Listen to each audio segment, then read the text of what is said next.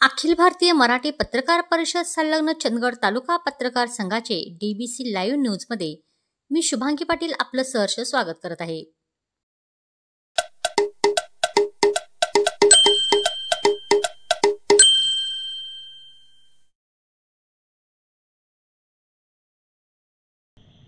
नमस्कार, मी Anil दुबदाळे, Divya Belgaum Chandgad live news म्हणजेच DBC live न्यूजमध्ये आपले सर्वांचे स्वागत करत आहे। आजचा एक जिव्हाळ्याचा विषय आहे, प्रामुख्याने आपल्या शेतकरी बांधवांचा। विषय हा आहे की कोल्हापूर जिल्ह्याच्या गोकुळ दूध संघाच्या संदर्भात या 8 दिवसामध्ये ज्या काही घडामोडी घडल्या, ज्या नाट्यमय घडामोडी म्हणता येईल, आणि अध्यक्ष निवडीचे जे काही होणार होते किंवा व्हायचे होते ते झालेच। आता हा विषय अध्यक्ष निवडीचा या ठिकाणी मी फारसा घेणार नाही। माझा विषय मात्र वेगळाच आहे। विषय हा आहे की गोकुळ दूध ही जी संस्था आहे, ही संस्था कुणाच्या जीवावर चालते। आणि आत्ताचं जर राजकारण पाहिलं, आत्ताचं म्हणण्यापेक्षा आजपर्यंत, तर असंच म्हणावं लागेल, आईजीच्या जीवावर बाईजी। हो, हे वाक्य इथे तंतोतंत लागू पडेल, कारण गोकुळ दूध संस्था जी आहे ती जिल्ह्यातील तमाम शेतकरी बांधवांच्या जीवावर चाललेली ही संस्था आहे। या संस्थेला जे दूध पुरवठा केलं जातं ते संपूर्ण जिल्ह्यातील शेतकरी बांधवांच्या घराघरातून पोहोचवलं जातं किंवा पुरवलं जातं। जिल्ह्यातील जे 12 तालुके आहेत आणि त्या 12 तालुक्यातील असंख्य गावे जी प्रत्येक गावातून दूध संकलन केलं जातं। स्थानिक पातळीवर दूध संकलनाचं काम दूध डेअऱ्या करत असतात। त्या दूध डेअऱ्यांना दूध पुरवठा करणारे शेतकरी बांधव त्या संस्थेला सभासद असतात। म्हणजे खरे मालक दूध संस्थांचे कोण, तर दूध पुरवठा करणारे शेतकरी बांधव। आता याच त्यांच्या मालकाकडून होत असलेला दूध पुरवठा थेट गोकुळ दूध संस्थेच्या जे मुख्य केंद्र आहे त्या केंद्राकडे पाठवले जाते।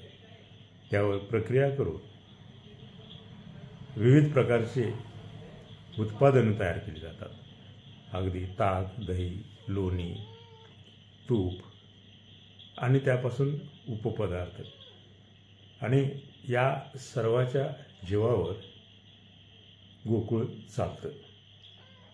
गोकुळ चालवण्यासाठी खरे हकदार जे आहेत, खरे वारस जे गोकुळ जे आहेत, ते जिल्ह्यातील सर्व दूध उत्पादकच आहेत। आणि म्हणून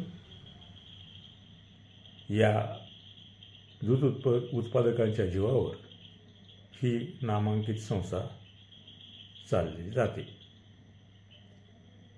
आता या सर्व दूध उत्पादक सभासदांचा खऱ्या अर्थाने जर पाहिलं तर मालकत्वाचा जो अधिकार आहे गोकुळवर, तो याचा सर्वांचा आहे। म्हणजे तमाम जिल्ह्यातील जेवढे कष्टकरी शेतकरी वर्ग जो आहे, त्या शेतकरी वर्गातील सभासदांचा खरा हक्क गोकुळवर आहे। मात्र केवळ त्यांना सभासद इथपर्यंतच मर्यादित ठेवून या सर्व सभासदांच्या जीवावर आजपर्यंतचे गोकुळचे राजकारण चालत आलेलं आहे। गोकुळच्या संचालक पदाची जी निवड होते ती सुद्धा एका वेगळ्या पद्धतीने होते। आपण पाहतो की जे ठराव आहेत प्रत्येक दूध संस्थांचे तालुका स्तरावरील गाव पातळीवर सर्व ठराव ते कोणा एकाच्या नावाने पाठवले जातात. अधिकाधिक ठराव ज्याच्या नावाने जातात तो त्या तालुक्यातून संचालक म्हणून त्याची पात्रता निर्माण झाली असते किंवा त्याची निवड ग्राह्य झाली जाते. आणि अशा प्रकारे दूध संस्थातील ठरावांच्या जोरावर ही निवड थोडक्यात ग्राह्य मानली जाते. वास्तविक पाहता या ठिकाणाहूनच हा चुकीचा पायंडा पडला गेला किंवा पाडला गेलेला आहे. वास्तविक पाहता जिल्ह्यातील प्रत्येक गावातील ज्या दूध डेअऱ्या आहेत त्यातील जे सभासद आहेत त्या सभासदांचं थेट मतदान होणे गरजेचं आहे. दूध डेअरीचे जे चेअरमन असतात त्या चेअरमनांच्या नावे मतदानाचा अधिकार देऊन त्याला त्या मतदानासाठी पाठवले जाते आणि या ठिकाणी मोठ्या प्रमाणात आर्थिक व्यवहार होत असतो.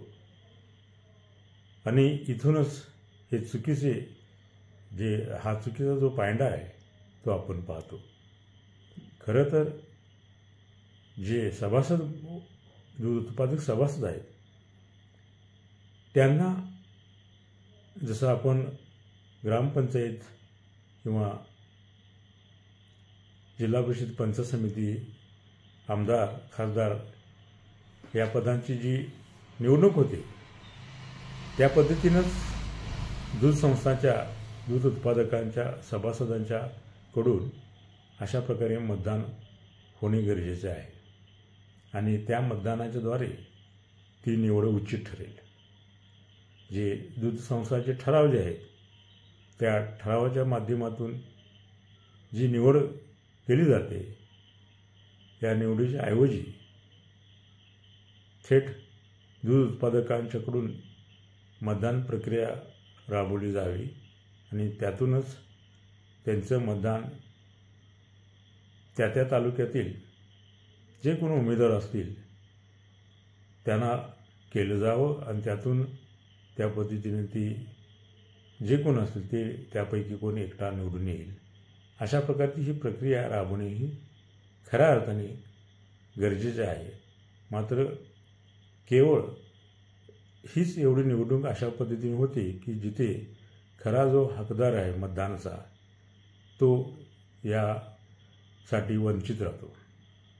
त्याच्या सभासदाला अर्थच राहत नसले ते म्हटले तरी काय वावगे ठरणार नाही.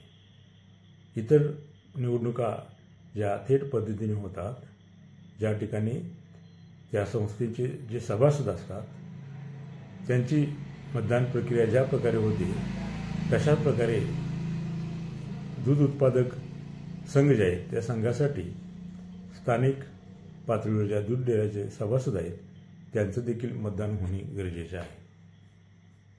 दूध संस्था ज्या आहेत त्या संस्थेतून जे ठराव पाठवले जात असतात त्या ठरावामध्ये मोठ्या प्रमाणात आर्थिक देवघेव होत असते. ही देवघेव लाखाच्या पट्टीत असते आणि त्या पैशाचं काय होते कोणाला माहिती. अलीकडे आपण पाहतो की निवडणुका झाल्या की काही आता सहली कशा निघतात, सहलीसाठी कोण पुरवठादार असतो हे आता उघड सर्वांना परिचित झालेले आहे. आणि मग त्यातून जे त्या कामासाठी जी ती व्यवस्था असते ती एक वेगळ्या प्रकारची व्यवस्था असते. आणि हे सर्व काही जे असतं ते आता इथे एक उदाहरण मी दिलं. अर्थात गोकुळच्या माध्यमातून देखील संचालक मंडळाच्या अशा प्रकारच्या वेगळ्या प्रकारच्या सहली ज्या होतात किंवा होत असतील. मात्र हे सर्व कुणाचे जबाब हा इथं विषय महत्त्वाचा आहे. शेतकऱ्यांनी आपला खणखर नेता असावा यासाठी काही व्यक्तींना योगदान दिलेलं आहे. आपण त्यामध्ये खासदार किंवा मंत्रिपद भोगलेले राजू शेट्टी यांचे नाव अग्रस्थानी पाहतो. सदाभाऊ खोत यांचं देखील नाव आपण अग्रस्थानी पाहतो. या लोकांनी शेतकऱ्यांनीच या लोकांना मोठं केलेलं आहे. शेतकऱ्यांचे ज्वार हे मोठे झालेले आहेत आणि त्यांनी शेतकऱ्यांसाठीच आपली हयात पूर्ण घालवणे गरजेचे आहे. या निमित्तानं मला असं वाटते की या नेत्यांचं राजकारण काही पण असो, पण हे शेतकऱ्यांचे नेते आहेत. खरं तर या नेत्यांच्याकडून तमाम जर शेतकरी बांधव जे गोकुळा सदस्य गोकुळच्या ज्या दूध डेअरी आहेत त्यांना सदस्य आहेत, सभासद आहेत, त्या सभासदांच्याकडून थेट मतदान प्रक्रिया व्हावी यासाठी या 2 शेतकरी नेत्यांनी प्रयत्न करणे गरजेचे आहे. आणि त्यामुळे गोकुळमध्ये जे परंपरागत जो प्रकार सुरू आहे, ठराविक व्यक्तींनाच त्या ठिकाणी संधी मिळते. आता त्या ठिकाणी जे सदस्य म्हणून निवडून गेलेले असतात, संचालक म्हणून निवडून गेलेले असतात, त्यांचं कशा प्रकारे उकळ पांढरं होत असेल हे सर्व जिल्ह्याला ज्ञात आहे. आणि म्हणूनच सुरुवातीला उल्लेख केल्याप्रमाणे तमाम शेतकऱ्यांच्या जीवावर हे संचालक मंडळ गोकुळचा कारभार सांभाळत असतं. आणि खऱ्या अर्थाने जो हकदार आहे, जो शेतकरी वर्ग म्हणजे जो सभासद बांधव आहे, त्यांना थेट मतदान करून आपल्या भागातून आपला प्रतिनिधी निवडून देण्याची संधी मिळणे गरजेचे आहे.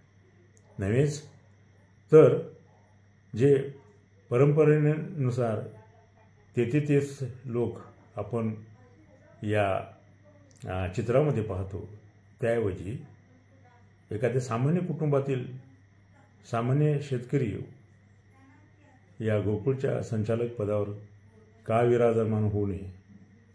आणि हे केव्हा होईल?